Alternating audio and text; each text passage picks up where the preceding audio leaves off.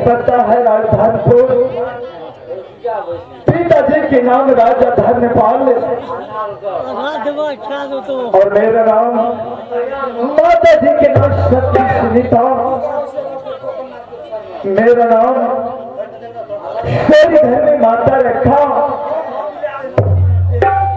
या राजा फुलकुमार, लेकिन नहीं भगवान वहाँ पिता जब जिस समय मुझे भेजा ब्रह्मलोक से मृतलोक आज्ञा दिलाने के लिए सती सुनीता का ओठ से मैं जन्म लिया, लेकिन मेरा जन्म कहाँ हुआ तो पकवाइयार पर। लेकिन गुरु ने मुझे कहा बेटा मृतलोक पाने के लिए मैंने आज्ञा दिया, जिस लोग तुम्हारा जन्म होगा उस दिनों मैं अपने जन्म के द्वारा तुम्हारा प्राण पुरुष पकड़ के मैं अपना पास ले आऊंगा। मैंने ब्रह्मा पिता से कहा पिताजी ये पाप का भागी मैं नहीं बन सकता हूं,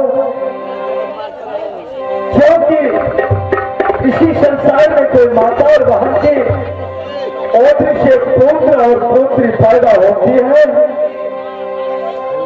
तो माता बहन की बहुत कष्ट होती है। भगवान ये पाप का भागी मैं नहीं बनूंगा। गुरु ने मुझे कहा बेटा ठीक है, छठी की रात जिस समय तुम्हारा छठी होगा, छठवां रोज अपना जन्म के द्वारा तुम्हारा मैं प्राण पुरुष करके ले आऊंगा। मैंने कहा पिताजी जिस रोज छठी की रात होता है पिताजी कितना मंगल रहता है, माता बहन ननद मनाते हैं, आनंद बधैया बजते हैं। ये पाप का भागी मैं नहीं बनूंगा। पिता ने बताया, अरे फुलकुमार, जिस रोज तुम्हारे शादी होगा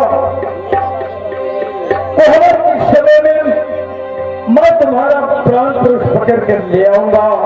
जबकि द्वारा अपना पास से मैंने स्वीकार कर लिया, न मैं शादी करूंगा न मेरा मृत्यु होगा।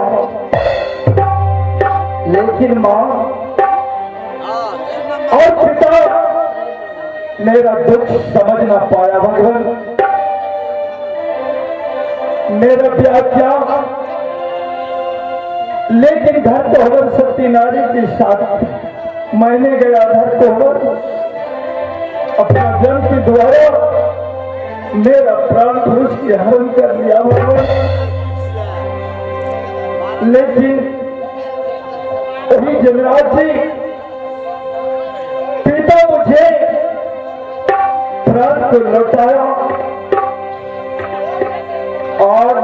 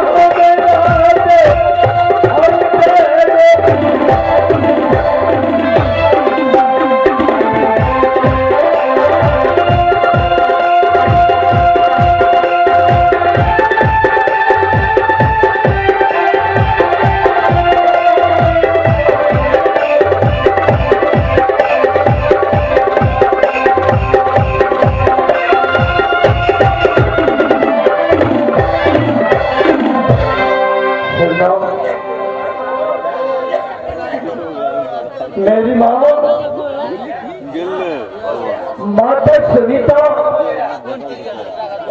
दो धान अपना दादी ने उरिया के रखे होंगे। जो बेटा गया है शादी करने के लिए, बेटा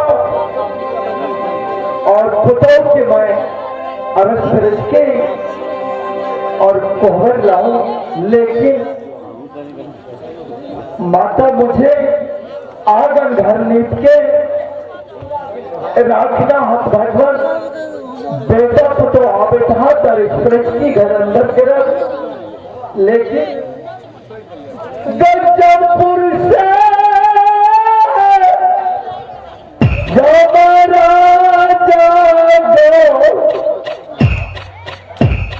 बाबू गोया बड़ी छाई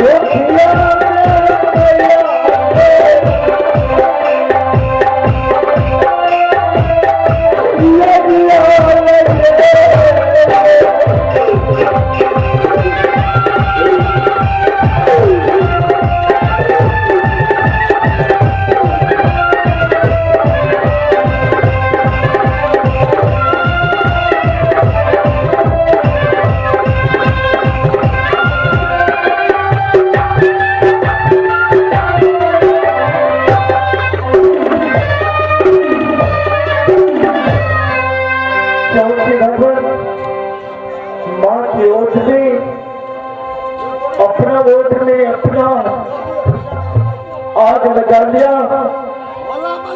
क्योंकि अब जमपुर सिंह जमराज जी भगवान अब आ गया, फिर मेरा प्राण पुरुष पकड़ कर ले जाऊंगा।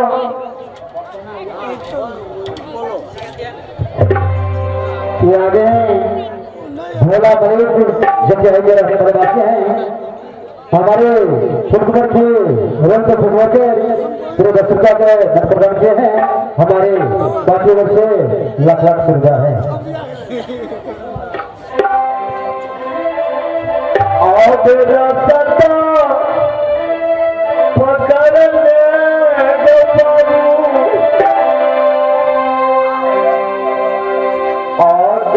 पीता जा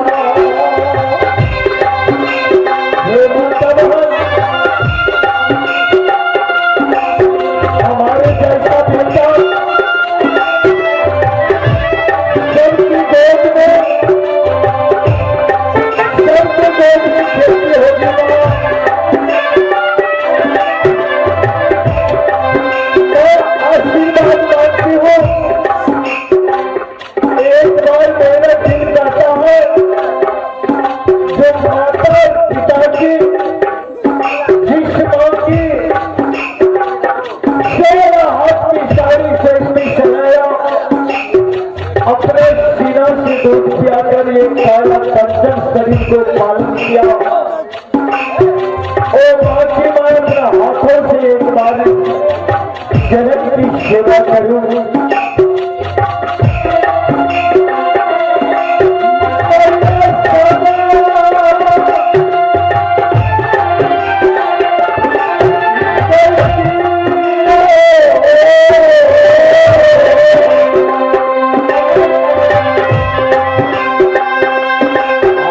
सीरा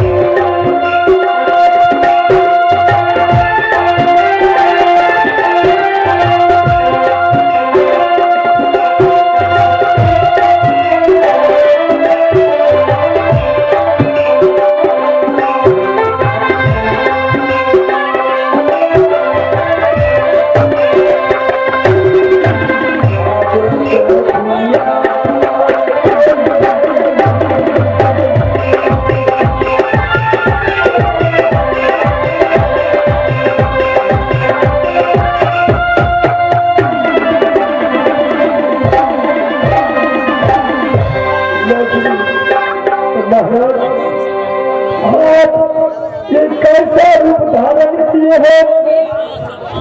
मैं किस तरह जाऊंगा जबलपुर? मैं किसको क्या जवाब दूंगा?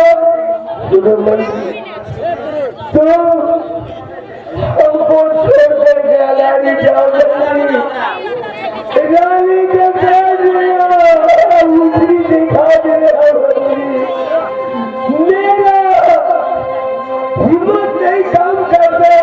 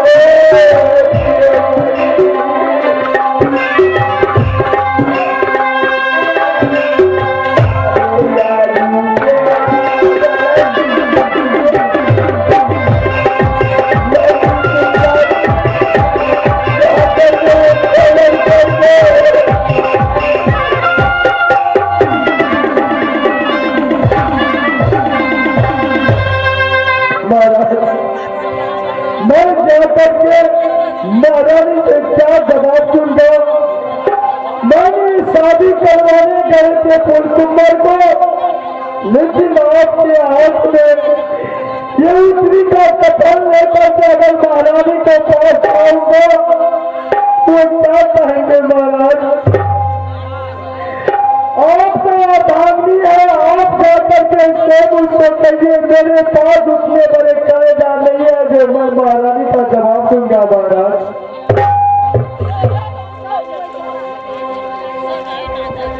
अब रोज क्यों रहते हैं महाराज? अब क्यों नहीं जाते हैं? तुम्हें बोली अभी शादी नहीं करूंगा बेटा, तू एक बात न मान कर गए और शादी करने के लिए बेटाओं को बता करके बेटा अपने प्राण का छोड़ के कहा गया मुझे पता नहीं है। ये कौन जानता है विधाता का लिखा हुआ? आपका पुत्र आप नहीं जानते हैं तो मैं क्या जानूंगा महाराज? आगे दुनिया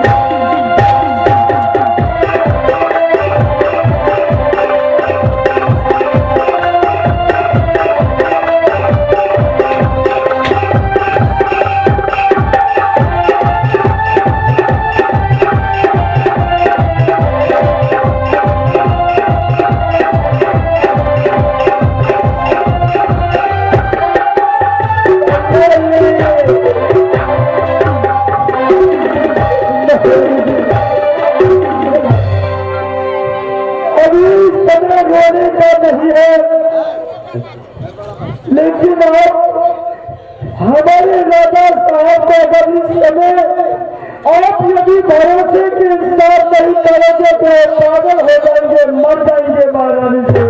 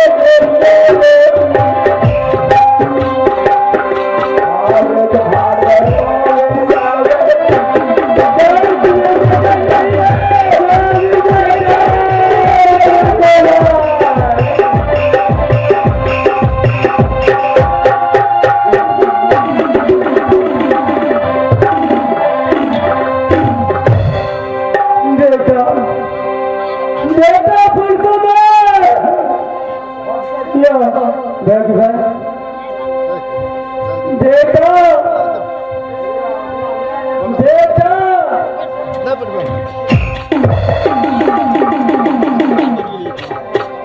बेटा फिर सुनाई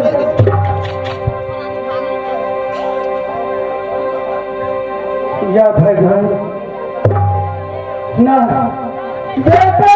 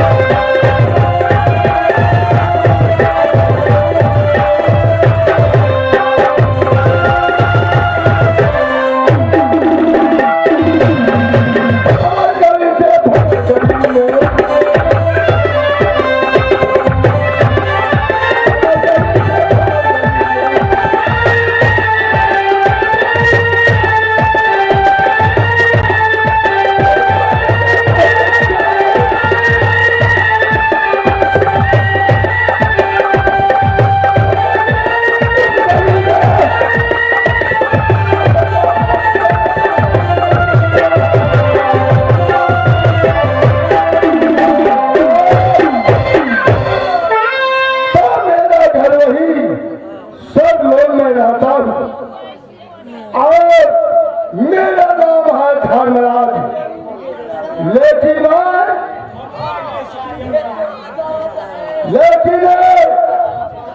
मेरा काम मेरा कर्तव्य। ब्रह्मा की काम है मनुष्य को सृष्टि करता है, लेकिन शंकर का काम है मेरा काम वही है जो एक चित्रगुप्त मेरे पास में रहता है।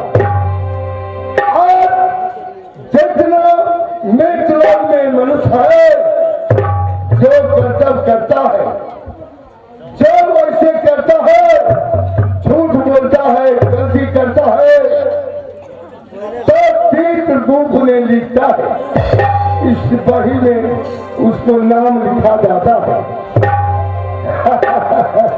लेकिन मैं जिस दिन उसको मिल जाता है तो मैं सम्राट को मैं कहता हूँ, जैसे कर्म करता है वैसे फल न देता है। लेकिन ब्रह्मलोक से मुझे एक चिट्ठी आया था। क्या चिट्ठी में लिखा है? ब्रह्मा ने एक चिट्ठी पठाया, देखो धर्मराज और फूलकुमार जो है उसको टाइम हो गया है। तो उसमें लिखा है क्या जिस दिन फूलकुमार का पूरा होगा उसी दिन उसको मृत्यु है। लेकिन उसको टाइम तो हो गया है, लेकिन अभी तक कोई खबर जमपुरी से लेकर नहीं आया है। तो मैं एक मंत्री को पहले जो चित्रगुप्त है उसको मैं मंत्री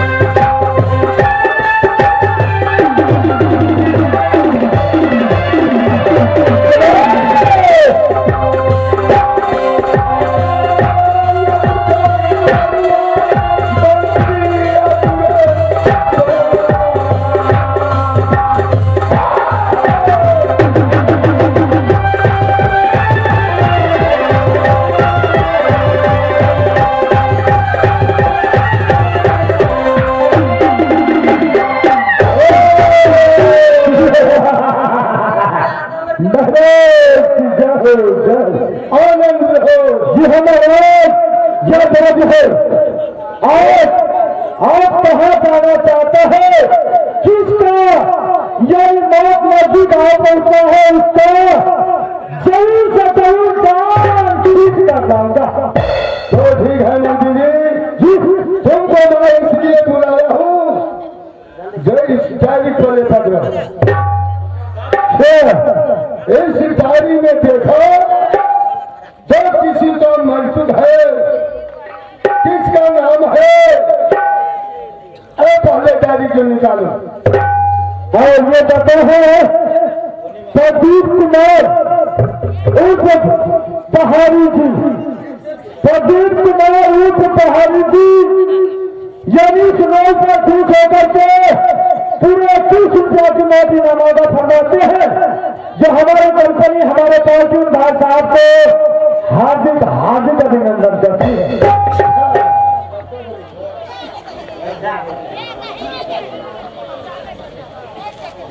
बहादुर क्या लिखा है? एक तरफ तो लिखा है जन्म लेने वाले का नाम और दूसरी तरफ लिखा है मरने वाले का नाम। मैं किस साइड से पढ़ूं? अरे निकालो, जब प्रहलाद से चिट्ठी आया है दरवाजा, जब हुकूमत का मृत्यु कहा है, किस टाइम पर है, कौन समय में है, कौन का चलने की है और मैं फिर कुमार की करना कोनो काम का आदमी ने छे बोला छेले लोग जापन जापन वो ने जते फुल कुमार का कोई जरूरी नहीं है और दो चार का छे किसका है बड़े लाल यादव उसका मृत्यु है और दर्शन जी हमारे पचहत्तर बरस अखन बाकी छे तो हाँ ये बोल देखो हमको तो मृत्यु है और समझियो तो मृत्यु बना दिया देखो होगा मेरा ई बात तो तू लोग जिंदगी छीन कर लावे छे, तू अपन जिंदगी किया न दे तू जन्म लेता है अच्छा तो एक दिन उसको मृत्यु होने पड़ता है, लेकिन चुप न रे क्या है हे मोछ वाला चुप न तू खोच लग गया हमारा तो ठीक है महाराज। हम ये कहना चाहते हैं कि इसका जिंदगी दो समय से चल रहा है, जब से हो तो जिंदा हो जाता है, जब से हो तो मर जाता है। ये क्या कारण है? क्या ये फूल कुमार जब से है तो जिंदा होता है, अच्छा जब से हो मर जाता है, ये क्या बात है? अरे देखो फूल कुमार तो है, फूल कुमार तो हमको है, एक तो सब लोग रहता है, वो तो इंसान का है, वो तो देवता है, जिस दिन में नारद वो देवता क्यों मर जाता है सवाल? अरे उसको तो भेजा दिया है राजा धर्मपाल, अच्छा उसको लड़का नहीं था, उसी का पुत्र है सवाल, उसी का पुत्र है, हाँ उसको तो भेजा दिया है, राज को नहीं है, मरने वाला है। देवता चंद्र से फूल मर गया है, सुना पड़ जाए अभी तक रासलीला नहीं होते जब बुला उसको रासलीला करेंगे, फूल कुमार का रासलीला मुझे बहुत पसंद आता है। तो ठीक है पहले सम्राट को मैं बुलाता हूँ, अच्छा और सम्राट को यहाँ से मैं भेजूंगा फूल कुमार को पकड़ के लिए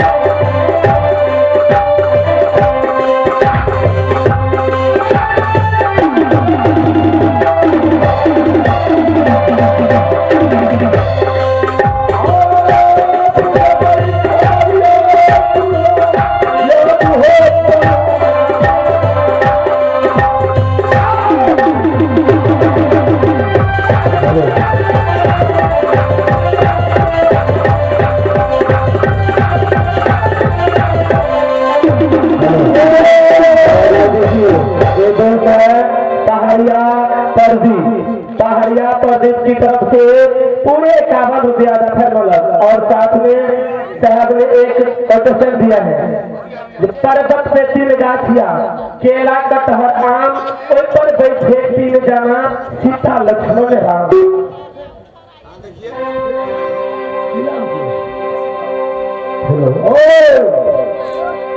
दिनेश से हम तुम्हारे तरफ से आओ पूरा 50 रुपया दिया है, उसको लोग धन्यवाद दिया जाता है।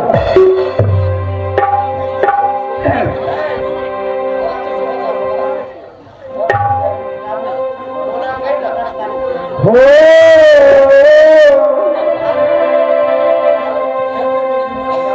तोरे सावन में तोरे भैया नदिया उमरे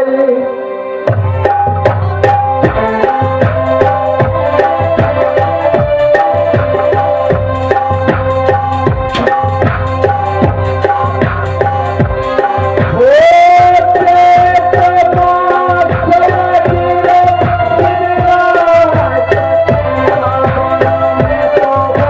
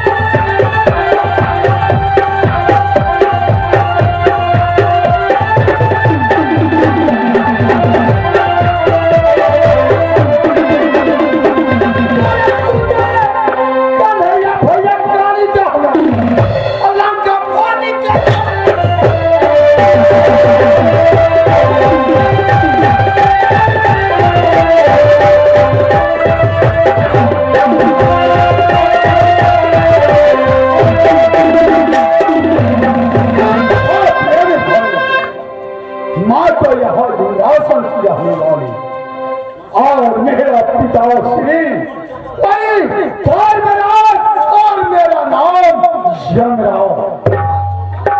मैं यहाँ जमपुरी की रहने वाले राजा और मैं जितने भी ये मानव है, जीवन नाम का जितना जंतु है, पशु पंछी है, जो भी है, मैं जाकर से पकड़ करके मैं जमपुरी को मैं पूरा था, लेकिन और मेरा सिंहासन पिता से लगा हुआ कुछ बात है जो मुझे आदेश दिया, मैं जा करके कुछ मैं बातें करूंगा। इसके बाद मुझे कहाँ जाना है, किसको पकड़ना है, लेकिन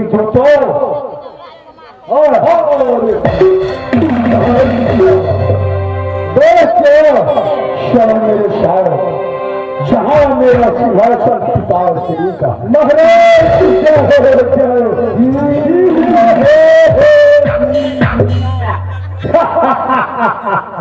ये आपका वो है,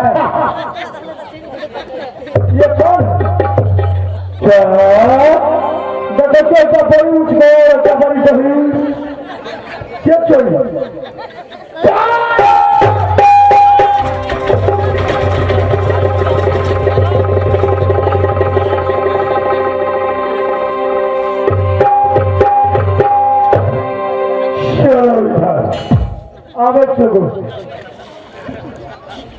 सब याद से नाच करे याद तू क्यों करे, तेरे यहाँ पर आया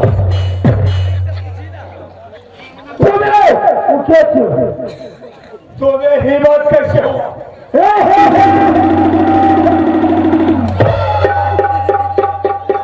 कभी गरम पानी में गरम पानी चढ़ने लगो तो कठिन की हाथ हंसे मोहम्मद आपको पहले थे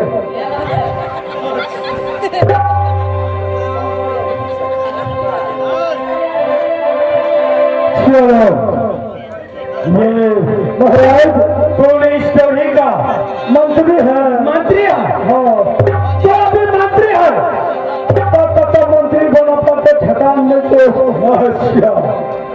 ये बोलो कैसे तेरे है चारों घर देखते हैं बाकी छोड़ो तेरा सच्चे लोग थे माँ पूछता हाँ बाप है बोल दो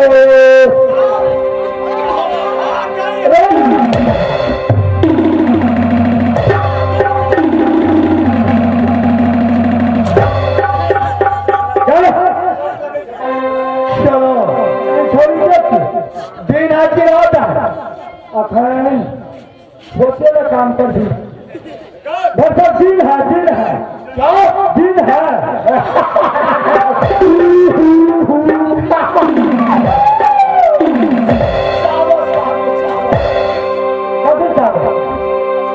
रात को दिन मनाया ना रात है क्या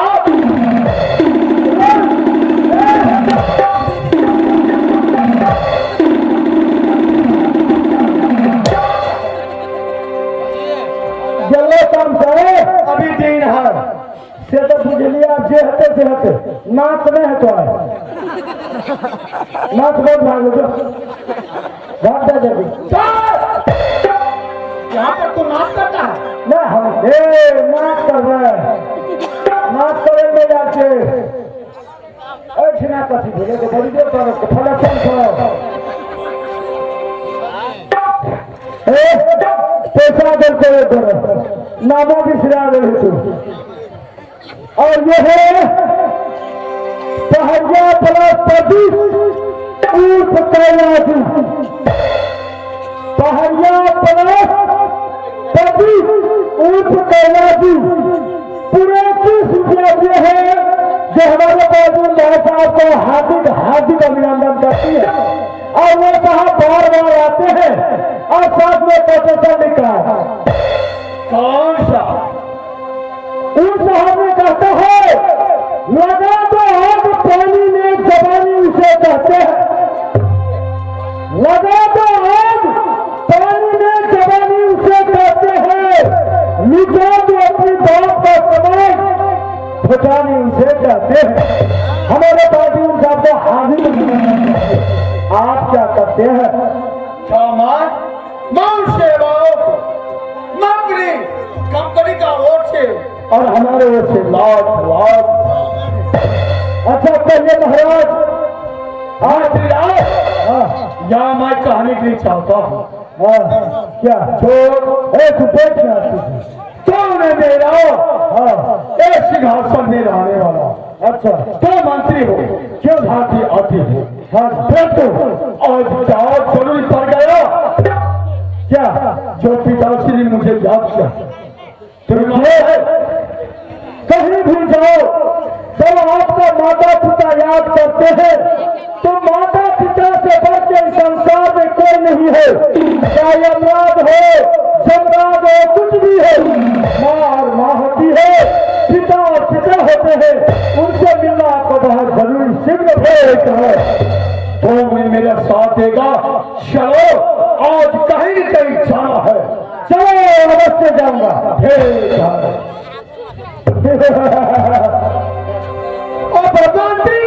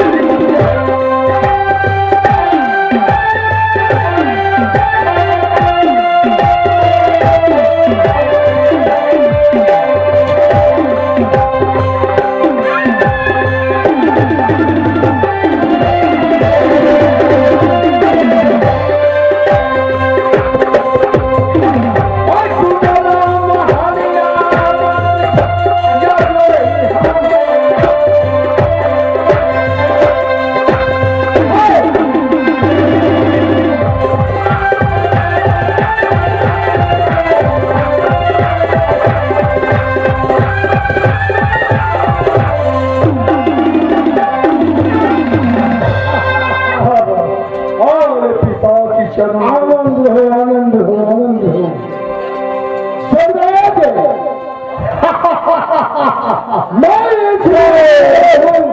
ऐसा जरूरी पड़ गया और मुझे जो याद किया कहो मैं करने के लिए मैं तैयार। तो ठीक है तुमको मैं इसीलिए बुलाया हूँ जो कितना दिन से तुम मुझे मुलाकात नहीं हुआ था। लेकिन पहले ये बताइए जो मित्र का खबर क्या है, क्या हो है, क्या पानी है, कैसे मनुष्य रहता है। मैं तो नरलोक का स्वर्ग या जितना भी जीवन चलते हैं पशु पक्षी सबों को मां पकड़ पकड़ करके जिसको दाम आता है पकड़ पकड़ के शादी काट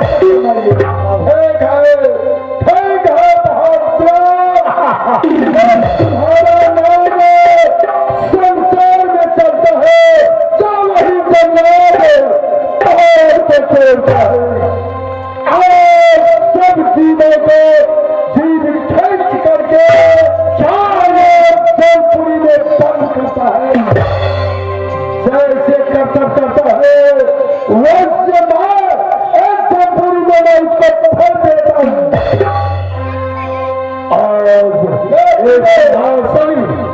और बहुत दिनों की बहुत मुलाकात और सभा लगा हुआ है। थोड़ा कुछ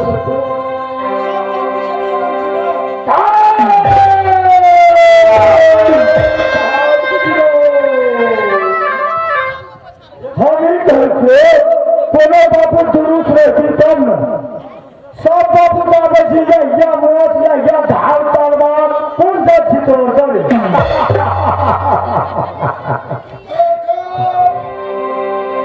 तो नहीं जानता है मेरा नाम है धर्मराज, इसका नाम है जमराज।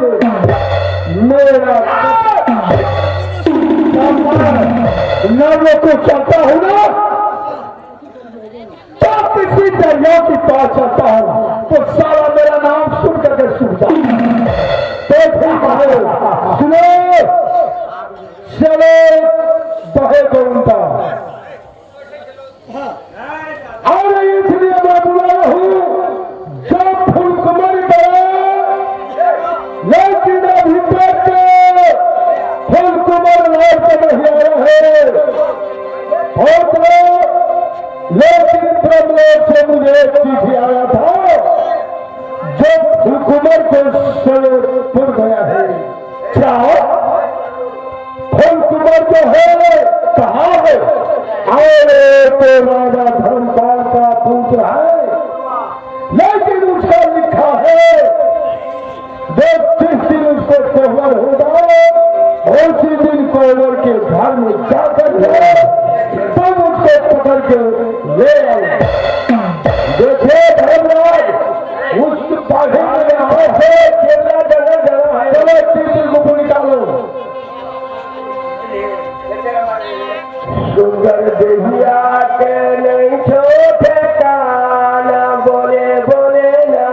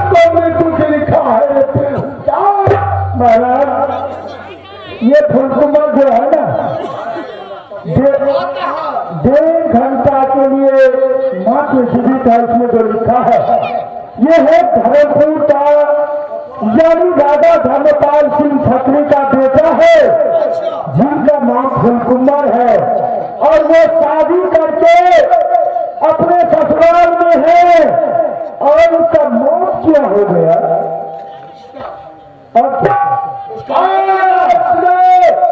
उसको क्या हुआ इधर दादा क्या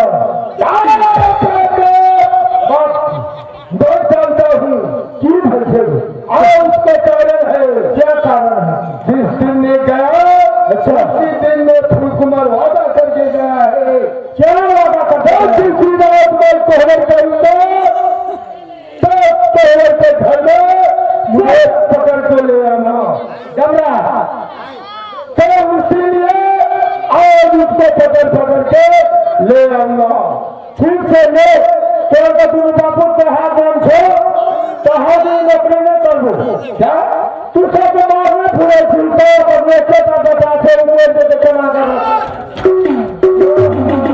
ये फिर तो उसमें लिखा हुआ है क्या लिखा है हमसे प्रभा अब आके चमकाली क्या मार के सुधा आगे बनता था आज सारा पीस लो बोल ये शंकर जाओ मैं गाऊं इन सब बाबू यहाँ पर लिखे थे कि मोटे हमारा काम है पकड़ करके ले आ ठीक है चलिए सुनना सब दिमाग में चल हम नौकरी नहीं कर रहे थोड़ा ना हम नौकरी नहीं कैसे काम करते ले बोल के तो करूँगा आगे पैसा कमा कर